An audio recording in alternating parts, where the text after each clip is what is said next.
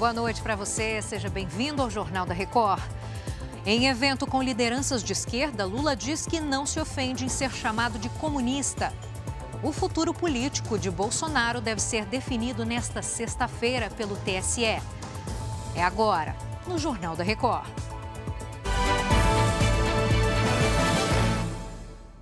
Oferecimento: Bradesco. Fez uma compra? Confira se o cartão devolvido é seu.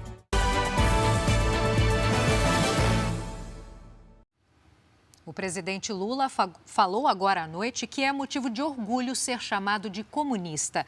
Ele disse isso durante uma reunião do chamado Foro de São Paulo, que reúne as principais lideranças de esquerda da América Latina e do Caribe.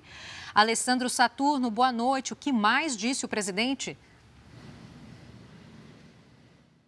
Oi, Giovana, boa noite para você e a todos que nos assistem. Bom, durante o discurso de abertura, o presidente Lula, ele criticou a desigualdade social, disse que enquanto crianças estão morrendo de fome, tem ricos pagando passagens de foguete e também de submarino. O presidente ainda falou que está fazendo o possível para que o Brasil tenha destaque no cenário internacional e que é melhor ter alguém de esquerda cometendo equívocos que podem ser criticados do que alguém de direita governando.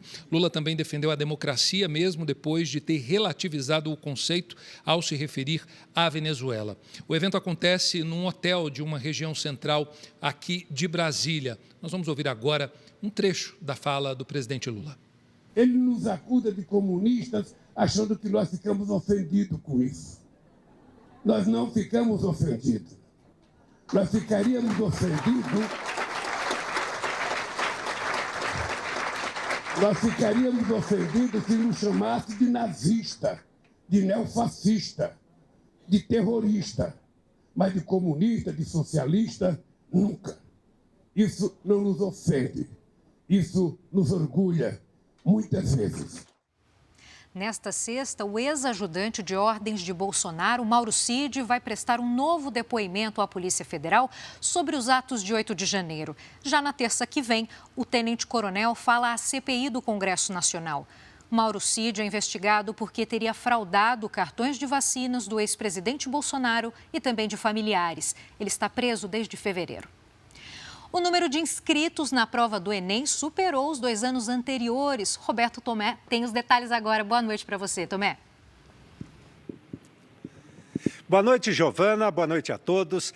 3.900.000 candidatos se inscreveram para o Exame Nacional do Ensino Médio deste ano, um aumento de 13% em relação ao ano passado. Mesmo com o crescimento, o número ainda está bem abaixo dos registrados antes da pandemia, quando o país costumava ter mais de 5 milhões de inscritos. Os dados do INEP divulgados nesta quinta-feira também mostram que as mulheres representam mais de 60% dos inscritos neste ano. A prova do Enem acontece nos dias 5 e 12 de novembro. Giovana. Obrigada pelos detalhes. Boa noite. No Rio de Janeiro, os professores da rede estadual decidiram suspender a greve da categoria, que durou 44 dias. Leonardo Aque, boa noite. As aulas já vão ser retomadas nesta sexta, é isso? Boa noite, Giovana. Boa noite a todos. É isso mesmo. Após uma assembleia nesta quinta-feira, a categoria tomou essa decisão, mas os profissionais permanecem em estado de mobilização até que as reivindicações sejam atendidas. Um dos principais pontos é o reajuste com base no piso nacional da categoria. E na última quarta-feira, houve uma audiência de conciliação entre representantes do sindicato e da Secretaria de Educação. Acordos estabelecidos nesta reunião foram essenciais para a suspensão da greve. Agora, uma nova assembleia dos profissionais está marcada para o dia 8 de julho. Giovana. Leonardo, obrigada por todas as informações. O Tribunal Superior Eleitoral deve concluir nesta sexta-feira o julgamento que pode tornar o ex-presidente Jair Bolsonaro inelegível por 8 anos. O placar está em 3-1 pela condenação. Faltam os votos de 3 ministros, mas um voto a favor vai ser suficiente para formar a maioria. Bolsonaro é acusado de abuso de poder político e de uso indevido dos meios de comunicação. Ele nega as acusações. O ministro da Fazenda anunciou um novo modelo de meta de inflação. A mudança foi divulgada depois do encontro do Conselho Monetário Nacional. Voltamos a falar com Alessandro Saturno. Alessandro, é com você. Giovana, o ministro Fernando Haddad disse que essa mudança ela é muito importante. Atualmente, o sistema de meta da inflação ele é calculado ano a ano. E agora a ideia é que seja contínuo, de maneira contínua, não limitado ao período de um ano. Com isso, o Banco Central não fica amarrado ao calendário, e sim a uma meta específica de inflação. Essa mudança ela vale a partir de 2025. O ministro Fernando Haddad também falou sobre o preço dos combustíveis. A gasolina e o etanol já estão mais caros após a volta integral da cobrança dos impostos federais. E segundo o Fernando Haddad, não há uma previsão aí de uma nova desoneração. Vamos ouvir o que o ministro disse. Não pense em editar MP.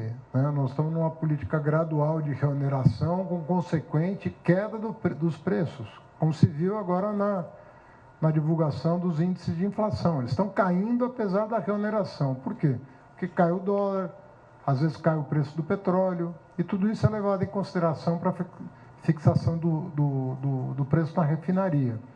Então, nós estamos colhendo os frutos de uma política econômica sustentável, justamente permitindo que você promova a reoneração sem impacto na bomba de gasolina. Ao contrário, um impacto que está sendo benéfico, né? Porque os preços estão comportados. Então, não há razão nenhuma para rever essa orientação. Um aluno da Universidade Federal de Minas Gerais pode se tornar o novo presidente da República do Congo, na África. Eliane Moreira, oi, conta essa história pra gente. Boa noite. Oi, Giovana, boa noite. É isso mesmo. O aluno de medicina congolês Luizon Bombo anunciou que será candidato à próxima eleição presidencial do país, que acontece em dezembro. E ele também disputa o cargo de deputado estadual de Lukunga, que é um estado do país africano. Esse jovem de 27 anos mora no Brasil desde 2013. Em 2019, ele recebeu um prêmio internacional de melhor inovação humanitária por um projeto para erradicar a malária no país onde nasceu, com ferramentas de inteligência artificial.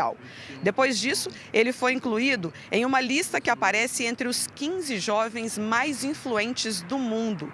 Já pensou se ele ganha essa eleição? Giovana? A gente noticia, né, Eliane? Obrigada. A Rússia afirmou que 2 generais ucranianos e quase 50 oficiais foram mortos nesta semana em um bombardeio na Ucrânia. Os ataques atingiram uma base militar temporária em Kramatorsk. A cidade é o último grande centro urbano sob controle de Kiev, na região leste do país. Segundo a Ucrânia, o bombardeio atingiu um restaurante e deixou 11 civis mortos, incluindo 3 menores de idade. Nesta quinta-feira, a imprensa russa disse que os combatentes do grupo Wagner não vão mais lutar na Ucrânia. A decisão foi tomada depois do chefe da organização negar a assinatura de um contrato proposto pelo Ministério da Defesa da Rússia. Futebol, o Palmeiras goleou e ainda garantiu a melhor campanha de toda a primeira fase da Libertadores. O Palmeiras venceu a disputa direta com Bolívar no Grupo C. O primeiro gol saiu com Rony. Depois do ótimo cruzamento de Piquerez, Arthur ampliou. No segundo tempo, foi a vez do uruguaio Piquerez fazer o dele. Ainda deu tempo para o Arthur fazer o segundo dele no jogo e o quarto do Verdão. A melhor campanha na primeira fase garante ao Palmeiras o direito de sempre decidir em casa os jogos de mata-mata. Pela Copa Sul-Americana, o Botafogo não conseguiu vencer o Magallanes, mesmo saindo na frente com Marlon Freitas. O time chileno empatou com o Zapata, final 1-1. O Botafogo vai ter que disputar nos playoffs uma vaga nas oitavas de final. O Jornal da Record fica por aqui. Outras informações na primeira edição do JR 24 horas, às 7 da manhã. Você fica agora com Fala Que Eu Te Escuto. Boa noite para você.